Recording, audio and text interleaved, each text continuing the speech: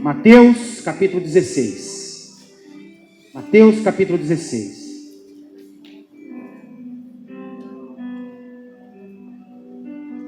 Que bom que você está aqui. Que bom que você está aqui nessa moção. Tá bom, viu, Kennedy? Está muito bom o som. Olha que não está ajustado ainda, irmãos. Imagina depois que a igreja estiver prontinha. Vai ser uma bênção, uma bênção. Uma bênção. Mateus capítulo 16. E eu queria que você abrisse. Nós vamos ler a partir do versículo 13. Mateus capítulo 16.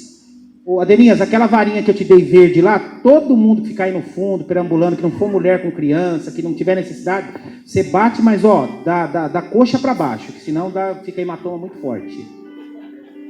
Brincadeira, irmãos, nós somos passivos aqui, somos a paz, é brincadeira, só para você entender que não é para ficar circulando. Amém. Todos acharam aí, Mateus capítulo 16? Nós vamos ler a partir do versículo 13.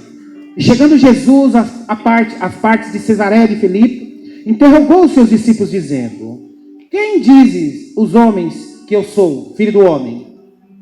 E eles disseram: uns dizem que o Senhor é João Batista, outros dizem que é Elias, e outros Jeremias, ou um dos profetas. E disse-lhe ele, Jesus, né? E vós, quem dizeis que eu sou? E Simão Pedro respondendo disse: tu és Cristo, filho do Deus vivo. Jesus respondendo disse-lhe: bem-aventurado Simão, és tu, Simão Barjonas, porque não te revelou a carne, nem sangue, mas o meu Pai que estás no céu, esse sim te revelou. Pois também eu te digo que tu és Pedro, e sobre pedra edificarei a minha igreja, e as portas do inferno não prevalecerão contra ela. Eu te direi que as chaves do reino dos céus, e tudo que ligares na terra será ligado nos céus, e tudo que desligares da terra será desligado do céu. Pai querido, essa é a tua palavra, Senhor. Fala conosco nesta manhã, Senhor, essa manhã especial. Nós queremos te agradecer por tudo aquilo que o Senhor tem feito, por tudo aquilo que o Senhor ainda vai fazer em nós e através de nós. Eu te agradeço por cada família aqui representada, Senhor, por cada irmão, cada irmã, cada criança. E eu te peço, Senhor, assim como tu me renovastes essa semana, essa palavra veio ao meu coração como um punhal. Faz isso na vida dos meus irmãos também, no santo nome de Jesus. Irmãos, desde que o mundo é mundo, existe uma pergunta que não quer calar, né? Para muitos que ainda não o conheceram, e até mesmo para aqueles que já tiveram uma experiência, existe uma pergunta que não quer calar, que é a pergunta: quem é Jesus? Quem é Jesus? Quem é esse Jesus? Isso, para o mundo em geral, não falando para aqueles, como nós, que assim como Pedro tiveram uma revelação a respeito de quem Cristo é, porque se eu perguntar aqui para vocês quem Cristo é na sua vida, você vai contar experiências que você teve, experiências milagrosas. Pastor, eu conheci Jesus num momento difícil. Pastor, eu tive uma experiência com Jesus num momento formidável. Pastor, eu tive uma experiência com Jesus, foi assim algo espontâneo, foi alguém que me apresentou, enfim. E nós íamos ficar aqui a manhã inteira falando a respeito disso. Agora, para o mundo, abrindo leque, saindo de dentro das paredes da igreja, de dentro das paredes do meio da irmandade cristã, quem é Cristo para o mundo? Eles fazem essa pergunta desde que o mundo é mundo. Quem é Cristo? E existem 5 perguntas, 5 respostas para esta pergunta. A primeira: será que Cristo é um mentiroso? Será que Cristo é um louco? Será que Cristo é um guru? Será que Cristo é um mito? Ou Cristo é o Senhor? Então, para algumas pessoas, irmãos, estas respostas são convincentes. Muitos acham que Cristo foi um mentiroso. Muitos entendem que Cristo foi um mito, foi uma coisa criada, uma história criada e que perdura até hoje. Outros acham que Cristo foi um guru, que realmente ele existiu, foi um guru, curou algumas pessoas, falou algumas palavras bonitas, algumas filosofias, e permanece a sua memória até hoje. Outros que Cristo foi um louco. Foi um louco. E para nós que conhecemos a verdade, que temos a verdade revelada entre nós, Cristo é o Senhor. E sabe, irmãos, Jesus chega diante dessas pessoas, diante dos seus discípulos, e ele está numa terra pagã. Ele não está no seu habitat natural, onde as pessoas são receptivas, onde as pessoas querem ouvir o que ele tem para falar, onde as pessoas entendem que ele é o Filho de Deus. Não, Ele está numa terra pagã. Ele está numa terra nociva a ele, onde as pessoas eram hostis àquilo que ele falava, àquilo que ele dizia, àquilo que ele ensinava. E ele chega até os seus discípulos e ele pergunta: olha, quem o povo está dizendo? Quem as pessoas dizem que eu sou? Quem que eles dizem que eu sou? E aí os discípulos respondem: Senhor, uns acham que o Senhor é a reencarnação de João Batista. Outros acham que o Senhor é Elias. Outros acham que o Senhor é Jeremias. E Jesus, não satisfeito com aquela resposta, ele diz: e vocês? O que vocês, discípulos, vocês que caminham comigo, vocês que passam o dia todo comigo, vocês que comem comigo, vocês que passam a noite comigo, que passam as lutas comigo, e vocês? Quem vocês acham que eu sou? E aí um olha para a cara do outro. Pedro se antecipa e diz: tu és Cristo, tu és o Senhor, o Filho do Deus vivo. E o Senhor responde para ele: bem-aventurado, feliz é você, Pedro. Você é um homem feliz. Você é um homem bem-aventurado, porque não foi nem sangue nem carne, não foi homem nenhum que te contou, não foi mulher nenhuma que te contou, não foi amigo nenhum. O Senhor, o Espírito te revelou quem eu sou. Jesus ficou feliz com essa resposta, com a resposta de Pedro. E sabe, irmãos, Jesus, ele era um homem muito incompreendido nos seus dias, e até hoje. Tem gente que acha que é uma loucura. Quantas vezes na nossa família que fala: que doideira, você todo o seu domingo, separar o seu domingo para ir para a igreja, dar dinheiro para o pastor, que coisa louca, para com isso. Ou então na semana, você tirar um dia da semana para ir na célula, que coisa, para muita gente, Jesus continua sendo um louco, ou um mentiroso, ou um guru, ou um mito. Agora, para aqueles como nós, que a palavra foi revelada, nós entendemos que Cristo é o Senhor. Então, quando vem esse questionamento: será que ele é um mentiroso? Será que ele é um guru? Será que ele é um mito? Será que ele é um louco? Para nós, não traz surpresa nenhuma. E por que eu estou falando sobre essas coisas hoje, irmãos? Essa semana eu peguei um livro que eu tenho há muito tempo, um livro grosso lá, que é a Defesa da Fé Apologética. E eu abri exatamente nesse tema.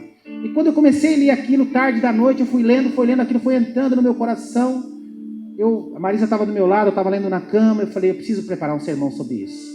Porque foram coisas tão fortes que eu li ali, que eu reli, né? Eu já tinha lido, mas que eu reli, que falaram tão forte ao meu coração. Eu falei: não, eu preciso compartilhar isso com a igreja. Sabe, irmãos, porque muitas vezes, as pessoas não têm resposta para dizer quem é Jesus. As pessoas não têm resposta para aqueles que duvidam de Cristo. Eu falei: não, eu preciso falar um pouco sobre isso. Olha o que diz lá. Eu estava dizendo que Cristo, ele era contestado por muitas pessoas na sua época. Pelos fariseus, pelos escribas. E pasmem, talvez você não saiba, que você não tenha estudado a Bíblia nesses capítulos. Jesus era questionado até mesmo pela sua família. Você já pensou nisso? Jesus era contestado pela sua família. A sua família, sua mãe, seus irmãos, duvidavam do seu ministério.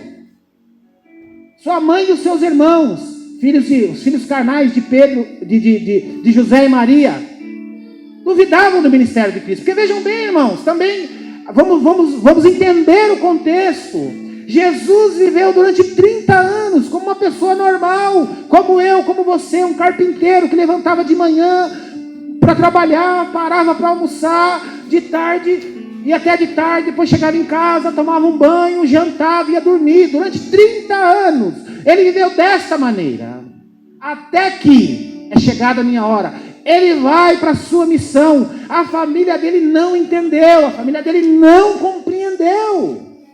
E olha lá, eu queria que você fosse agora, lá para Marcos capítulo 3, passe algumas páginas aí. Marcos capítulo 3.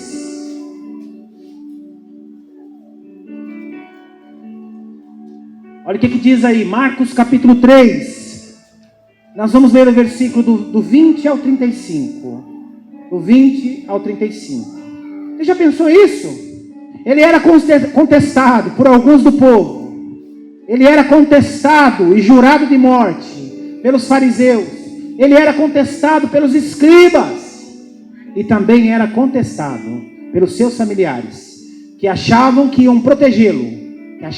Achavam que iam protegê-lo. Mas na verdade, Estavam tentando interferir naquilo que o Senhor tinha planejado. Olha o que diz aí, Marcos 3, a partir do versículo 20. Foram para uma casa e afluiu outra multidão, de tal maneira que nem sequer podiam comer o pão. E quando os seus ouviram isso, aqui os seus são os familiares de Jesus, sua mãe, seus irmãos, ouviram isso, saíram para prender, porque diziam: ele está fora de si. Eles olharam o comportamento de Jesus, Jesus iniciando o seu ministério, e eles disseram: olha, ele não está bem, ele não está batendo bem na cachola, ele não está muito bem, ele deve estar com algum problema psicológico. Aí continuando, versículo 22. E os escribas que tinham descido de Jerusalém diziam: tem Beelzebu, pelo príncipe dos demônios, ele expulsa demônios. E chamando-os, disse-lhes por parábolas. Jesus ouve isso e ele diz: como pode Satanás expulsar a Satanás? E se um reino se dividir contra si mesmo, tal reino não pode subsistir. E se uma casa se dividir contra si mesma, tal casa não pode subsistir. E se Satanás se levantar contra si mesmo e for dividido, não pode subsistir antes. Tem fim. Ninguém pode roubar os bens do valente, entrando em sua casa, se primeiro não maniatar o valente, então roubará a sua casa. Na verdade, eu vos digo que todos os pecados serão perdoados aos filhos dos homens, e toda sorte de blasfêmias dos que blasfemam.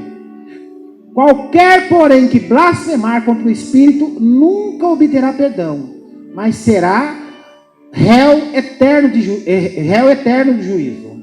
Porque diziam: tem o espírito imundo. Versículo 35, olha o que diz aí no versículo 31, perdão. Chegaram então os seus irmãos e a sua mãe, logo depois de: vamos atrás dele, porque ele está doido, ele está confuso, ele está tendo algumas atitudes que não são normais. Chegaram então, versículo 31, chegaram então os seus irmãos, os filhos de José e Maria, os seus irmãos, e estando de fora mandaram chamar. E a multidão estava sentada ao redor dele. Disseram-lhe: eis que a sua mãe e os seus irmãos estão aí fora e te procuram, querem falar contigo. E ele lhes respondeu dizendo: quem é a minha mãe e quem é os meus irmãos? Quem são os meus irmãos? E olhando em redor para os que estavam assentados junto dele, disse: eis aqui a minha mãe e os meus irmãos. Irmãos, Jesus aqui não estava sendo rude, ele não estava sendo grosseiro com os seus familiares, ele estava apenas cumprindo e mostrando para aquele povo que o recebiam como Senhor, que eles eram mais importantes do que a sua própria família, porque aqui Jesus está falando do reino espiritual, ele não está falando da nossa convivência carnal, do nosso pai, da nossa mãe, dos nossos filhos. Ele está falando assim: olha, aqueles que me ouvem terão vida eterna, porque o nosso tempo aqui é um tempo de passagem. Eu estou falando e quero que vocês entendam de coisas espirituais. A minha família não são aqueles que conviveram comigo, a minha família não é aquela que me amamentou, a minha família não é aqueles que cuidaram de mim a vida toda. A minha família verdadeira é a minha família celestial, aqueles que um dia, na minha segunda vinda, na volta de Cristo, estarão comigo, terão a promessa de viver a eternidade. O que Cristo está dizendo é isso. Olha, entendam isso, são meus irmãos, é a minha mãe, mas mais importante que eles é aqueles que me recebem e estarão na glória eternamente comigo. O que Jesus está ensinando é isso, o que Jesus está mostrando é isso. E aí continuando, e ele lhe respondeu, dizendo: quem é minha mãe e meus irmãos? E olhando ao redor, os que estavam assentados, disse: eis aqui minha mãe e meus irmãos. Vocês são mais importantes que a minha mãe e que meus irmãos. Porque qualquer que fizer a vontade de Deus, este é o meu irmão, minha irmã e minha mãe. Ou seja, Jesus está nos convidando para entrar na família dele, uma família mais importante. Irmãos, eu amo a minha esposa, Às vezes a gente tem, não sei se você tem essas conversas também, ainda mais nesse tempo de pandemia. Às vezes a gente tem essas conversas. E se eu morrer? E se você morrer? E se, né? Eu falo, ela fica brava, né? Que eu falo, olha, eu vou antes de você. Eu vou partir antes de você. Ela, para com isso. Não, a seleção natural, geralmente os homens vão antes, né? A seleção natural geralmente é assim. E eu falei para ela, eu prefiro ir antes, porque eu acho que você suportaria muito melhor viver sem mim do que eu viver sem você. E aí a gente já para a conversa logo no meio, né? Mas a gente precisa às vezes pensar um pouco sobre isso. E aí eu fico pensando, eu amo, irmãos, eu amo. A minha esposa, eu não me imagino viver sem ela, nunca me imaginei. Eu amo minhas filhas de maneira incondicional. Os pais vivem por filho. Eu brinco em casa, elas ficam bravas comigo porque eu não tenho vontade. Eu obedeço ordens. Eu tenho 4 mulheres em casa, irmão. Então, eu não decido o que vai comer, eu não decido nada. A única coisa que eu decido é o que vai assistir. Eu tenho uma televisãozinha minha lá, eu gosto de assistir meus futebol, elas gostam de ficar vendo vídeo, ficar vendo blogueira. Então, a única coisa, o resto, o que vai comer, para onde vai, é elas que decidem. Eu só obedeço ordens. Agora, irmãos, eu não imagino, não passa pela minha cabeça um dia viver sem a minha família. Porém, a minha família não é mais importante do que o Senhor. A minha vida não pode ser pautada apenas na minha família, na minha esposa, no meu casamento, nos meus filhos, nos meus netos que um dia virão. Não! Mais importante que isso, e Cristo está nos ensinando aqui. Mais importante que isto é Cristo. Ele está dizendo, olha, ainda que você tenha passado 15 anos tentando engravidar, e que você engravidou, Deus te deu um filho, isso não é mais importante que o Senhor. Ainda que o teu marido seja algo mais importante, pastor, eu tinha uma vida agora, ele me trata como uma princesa, pastor, ela é a melhor mulher do mundo, eu nunca sonhei, ainda que seja assim, seu marido, sua esposa, seu filho, a sua mãe, não são mais importantes que o Senhor. E o Senhor está dizendo isso, fazendo esse convite. Olha, os meus familiares, a minha mãe, os meus irmãos, são aqueles que ouvem a minha palavra. São aqueles que ouvem a minha palavra. São aqueles que recebem o convite e desejam participar desta grande família. Olha que coisa linda. Jesus, irmãos, ele era incompreendido até mesmo pela sua família. Sua mãe não entendeu, seus irmãos não entenderam. Porque, volto a dizer, nós precisamos entender o contexto aqui. Eles eram maus? Claro que não. Maria foi uma mulher formidável. Tiago foi um grande evangelista, um apóstolo, irmão de Cristo. Foi um grande homem. Entretanto, nós precisamos entender o contexto. Durante 30 anos, Jesus, como homem na terra, teve uma vida normal. Uma vida como qualquer outro homem. Um judeu, levando uma vida séria, correta, dando bom testemunho, mas uma vida normal, comum. E a partir do seu 30º ano, ele inicia o seu ministério. E aí a família, não, vamos buscá-lo. Vamos atrás dele. Porque a gente precisa aprender, porque ele está meio doido. A família estava tentando protegê-lo. Mas na verdade, estava, sem querer, atrapalhando o ministério dele. E a primeira pergunta que eu quero fazer aqui nessa manhã para você. A primeira afirmação. O Senhor se importa com aquilo que você pensa dele. Sabia disso? O Senhor se importa com aquilo que eu e você pensamos a respeito dele. E não é porque ele é vaidoso, não é porque ele quer ficar com a reputação em dia, nada disso, o Senhor não precisa disso. Mas ele se importa porque ele sabe que, a partir da revelação que eu e você recebemos, nós alcançaremos a salvação. Porque se eu e você tivermos a percepção de que Jesus foi um homem bom, que Jesus apenas foi um homem era um homem muito inteligente, foi um sábio, que Jesus foi um profeta, se nós tivermos apenas parte do entendimento, nós não alcançaremos a salvação. Então Jesus se importa, ele quer que eu e você recebamos a mesma revelação que Pedro recebeu, e nós recebamos essa revelação de entender que Cristo é o Senhor, é a razão da nossa vida, porque ele diz que para nós entendermos isso, nós precisamos da revelação. E ele diz aqui, Pedro, você é bem-aventurado, você é um homem feliz, porque não foi o sangue nem a carne que te revelou, mas o meu Pai, o Espírito, o revelou, para que você entendesse que eu sou o Senhor. Então, A primeira coisa que nós precisamos ter a convicção aqui, o Senhor Jesus, Ele não estava preocupado com o que os fariseus diziam a respeito dele. Ele não estava preocupado com o que os escribas diziam a respeito dele. Ele não estava preocupado nem mesmo com o que a sua mãe e os seus irmãos pensavam a respeito dele. Mas ele estava preocupado. Discípulos, e vocês? O que vocês acham que eu sou? Discípulos, e esse povo que me segue, esse povo que está me ouvindo dia após dia, o que eles acham que eu sou? Senhor, eles acham que você é um profeta. Eles acham que você é João Batista, que você é Jeremias, que você é Elias. Jesus, não. Pedro, a revelação foi dada a você, Pedro. O Senhor revelou para você, Pedro. E a partir dali, irmãos, aqui os historiadores dizem que Jesus estava aproximadamente na metade do seu ministério. Metade do seu ministério. 1 ano e meio aproximadamente. E aqui Jesus começa, a coisa vai caminhando, porque Pedro entendeu, irmãos. Pedro entendeu. Jesus não se preocupava, não interessava para ele o que os escribas pensavam, o que os fariseus pensavam. O que importava para Cristo o que o povo, aqueles que me seguem, o que vocês, discípulos, que caminham comigo, o que vocês pensam a meu respeito? Então a primeira coisa que eu preciso ter no coração é: o Senhor Jesus se importa com aquilo que eu penso dele.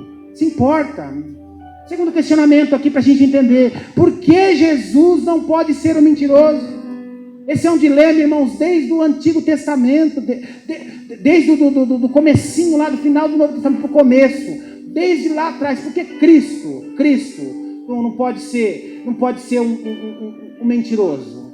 E existem muitas coisas. E esse dilema, os apologistas do Novo Testamento já contestavam isso lá atrás, né? Tem até o dizer, né? O alti-Deus, o alti-homem mau Deus. Ou seja, ou Cristo é Deus, ou Cristo é um homem mau. Desde lá atrás, de 2000 anos atrás, já começa essa contestação. Os apologistas discutindo entre si para saber se ele era Deus mesmo ou se ele era um homem mau. Agora, irmãos, se Cristo fosse um mentiroso, se Cristo fosse uma farsa, ele enganou a si mesmo. Ele mentiu para si mesmo, porque ele entregou a sua própria vida. E que mentiroso faz isso? O mentiroso, ele mente por sua causa própria. Ele mente para obter benefícios. Ele mente para poder obter algo que faça bem a ele, que dê frutos a ele. E Cristo entregou a sua própria vida em prol da minha e da sua. Então, é algo que é incontestável. Cristo não era um mentiroso. Cristo viveu e Cristo vive em nós. O segundo questionamento que o mundo faz e se Cristo fosse um louco? Se Cristo fosse um cara desregulado mentalmente? Sabe, irmãos, existem algumas pessoas loucas, algumas pessoas com problemas psiquiátricos, que elas se definem como Deus. Elas acham que são Deus. Eu já tive, irmãos, em hospital psiquiátrico, e não é fácil, não é fácil. O negócio você precisa crer em Deus para poder encarar, não é fácil. Sabe, irmãos, e lá tem gente de tudo quanto é espécie. A Nicole, minha filha, faz psicologia, passou o sábado inteiro no hospital psiquiátrico lá em Pirituba, fazendo estágio. Ela voltou, eu já sabia o que era, ela falou, ela é brava. Tem até um lá que pediu o telefone dela, né? Falei, você vai toda bonitinha aí? Porque queria o telefone dela. Falei, você não deu não? Você tá doido, pai? E não é fácil. E nos hospitais psiquiátricos existem muitas pessoas achando-se Deus. Eles acham que são deuses. Eles acham que são deuses. Agora, será que Jesus, para alguns, será que Jesus também não podia ser um louco, um lunático como esse? Claro que não, irmãos. Porque é comprovado que as pessoas com este perfil, elas são egoístas, elas são narcisistas, elas são indiferentes. Ainda que ela se ache Deus, ainda que ela, dentro do ser dela, ela acredita que ela é Deus. Como Henri Cristo, né? Meu pai. Mas elas são egoístas, narcisistas, previsíveis.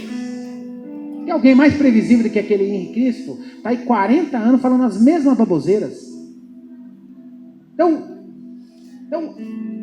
a vida, o caráter de Cristo, a vida de Cristo, demonstra para mim e para você que jamais essa tese poderia ir para frente. Essa tese não tem fundamento nenhum. E se Cristo fosse um mito ou um guru, ele fosse uma ficção, uma mentira.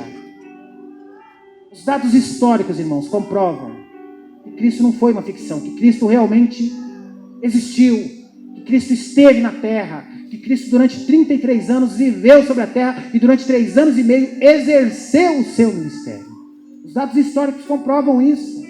Nenhum livro, irmãos, nenhum livro de toda a história tem sido tão atacado, deturpado, modificado, alterado como o Novo Testamento. E ele permanece firme e fiel, o livro mais lido do mundo. Nenhum livro tem sido tão atacado, tão deturpado, tão modificado, mas continua firme e fiel. Isso já é uma contestação. Os manuscritos originais do Novo Testamento permanecem em bom estado. A única literatura que se tem notícia mais antiga, que se tem notícia de um pouquinho de coisa que sobrou, são de 500 anos depois de Cristo. Os manuscritos originais da Bíblia continuam aí para contestarem qualquer dúvida. Sabe, irmão, se Cristo tivesse sido um mito, se Cristo tivesse sido apenas um guru, nós teríamos aí gerações até hoje de pessoas que conviveram com a época, dizendo, olha, eu convivi, ele não era Cristo coisa nenhuma, isso aí é tudo conversa, tudo. Essas gerações isso ia, e passado 2000 anos, a igreja só cresce, o nome de Cristo só cresce. Então assim, existem inúmeras razões para que todas as pessoas reconheçam Cristo como Senhor e Salvador.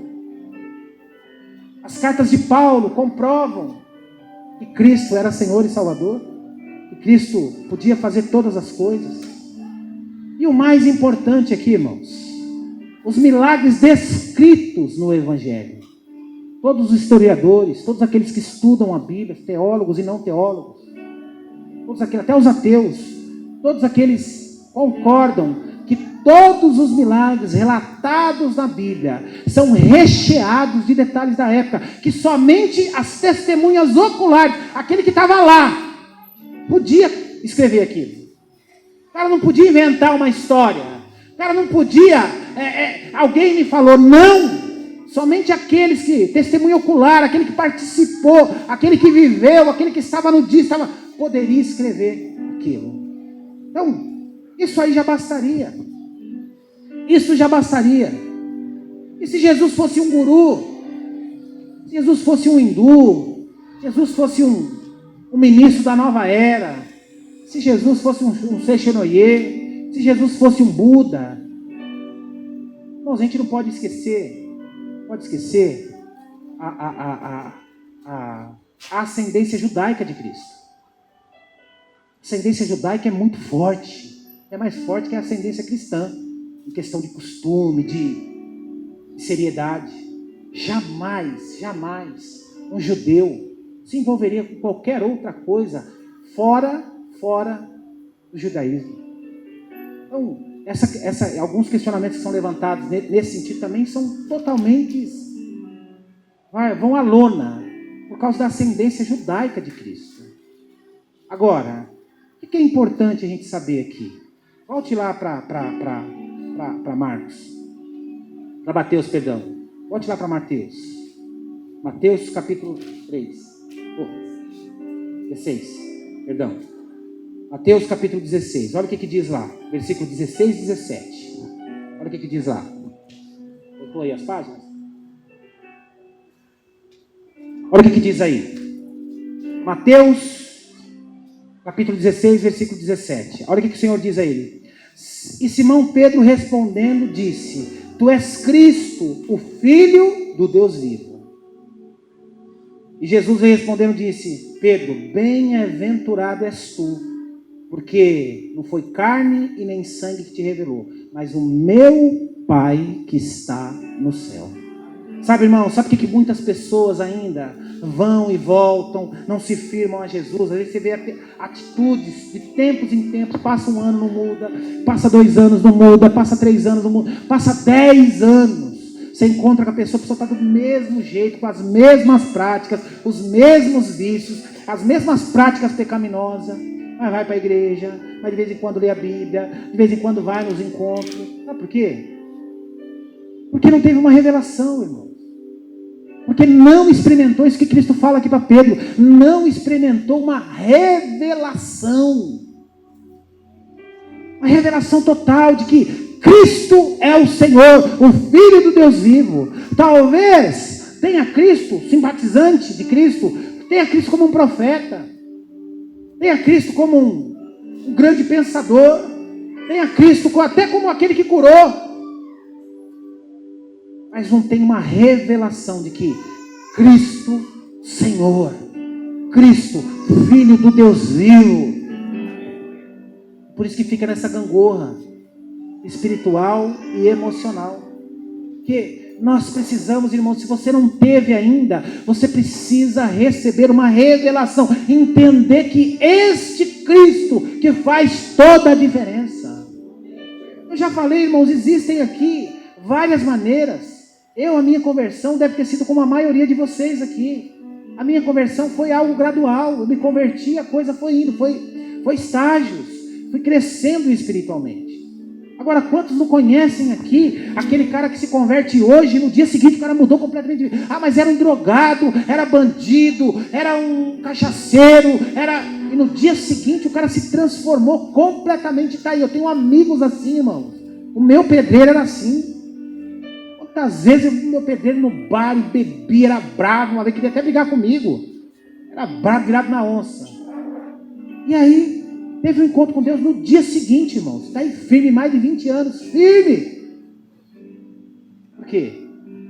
Porque recebeu a revelação de Cristo. Recebeu a revelação de Cristo. E muitas vezes, irmão, dentro das igrejas, existem muitas pessoas que ainda não receberam essa verdadeira revelação. Essa verdadeira revelação. E Jesus respondendo disse: Simão, você é feliz, você é bem-aventurado, porque não foi carne e nem sangue, mas o meu Pai que está nos céus revelou para vocês. Não foi homem, não foi homem. E o que quer dizer revelar, irmão? Revelar quer dizer descobrir, desvendar. E quando a gente fala de descobrir, é tirar a venda, é tirar o véu, tirar o pano. Agora, olha que coisa interessante. Olha que coisa interessante. Tira uma capinha aí da cadeira. Faz favor, Marcelo, me daqui. Fala de descobrir e desvendar.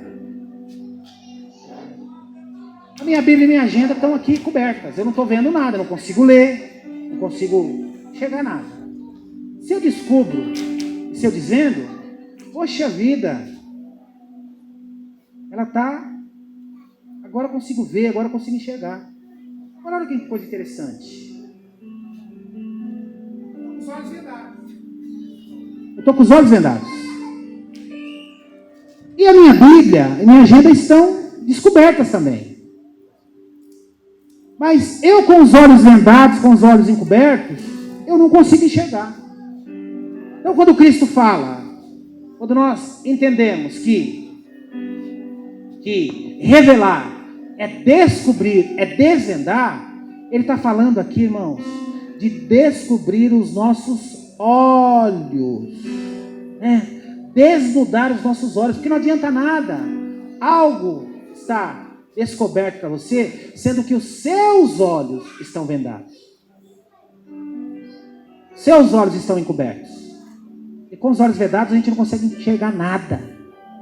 Então, revelar é isso, é descobrir, é tirar o que está encobrindo. Então, o que nós precisamos, irmãos, e aqueles que não tiveram essa experiência ainda, o que precisam é a verdadeira revelação da palavra.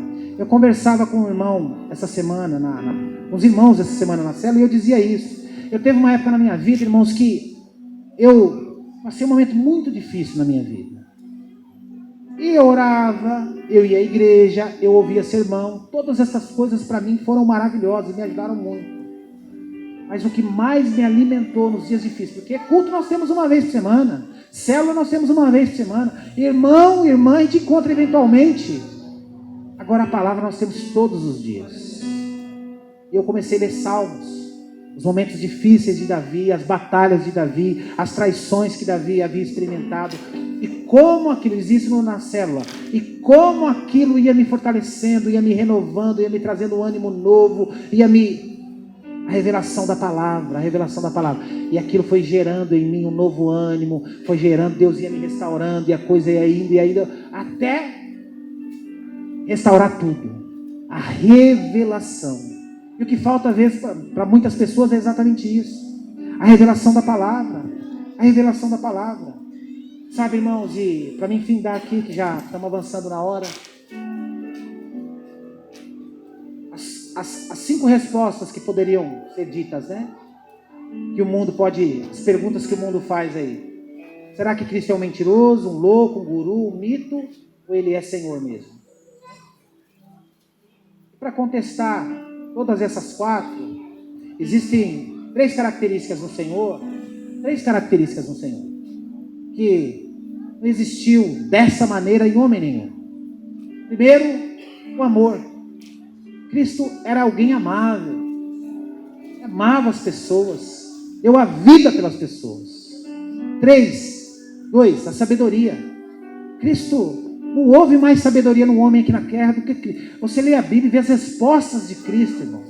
As parábolas que Cristo citava, como há sabedoria ali, incontestável. Em terceiro lugar, a criatividade de Jesus, até nos milagres, a criatividade de Jesus. E você percebia isso porque Ele cuidava de maneira cuidadosa o íntimo das pessoas, cuidava de maneira sábia no íntimo das pessoas. Cristo fazia isso, Ele solucionava problemas insolúveis. Talvez você já experimentou isso na sua vida, um problema que era insolúvel, Cristo foi lá e fez um milagre sobrenatural. E agora a questão do amor, irmãos, que é a primeira, né? O amor que Cristo teve, homem nenhum teve nessa terra, Buda não teve, Maomé não teve, Gandhi não teve, ninguém teve, que foi entregar sua própria vida por cada um de nós. Então, se existir alguma dúvida na sua vida ainda, naqueles que nos assistem em casa, se existir alguma dúvida, alguma contestação a respeito de Cristo, espero que isso tenha tirado a sua dúvida, irmãos. Cristo não é um louco, Cristo não foi um mito, Cristo não foi um mentiroso, Cristo não foi um guru, Cristo é o Senhor. E a experiência prova, a história prova, os fatos provam. Agora, mais do que isso, você precisa receber aquilo que Pedro recebeu, a revelação. Pastor, eu tenho altos e baixos justamente por causa disso. Eu acho que não recebi essa revelação ainda. Pastor, eu acho que eu não tive essa experiência ainda. O que eu devo fazer? Pedir revelação, irmãos. Pedir revelação. Se a sua vida está uma gangorra, você precisa de revelação. Se a sua vida não vai para frente, você precisa de revelação. Uma hora você está lá em cima, outra hora você está lá embaixo, é uma montanha russa. Você precisa de revelação. Porque quando eu tenho a revelação, mesmo diante dos problemas, eu sei quem é o meu Senhor. Eu sei o Deus que eu sirvo. Eu não fico nessa gangorra. Amém? Vamos orar?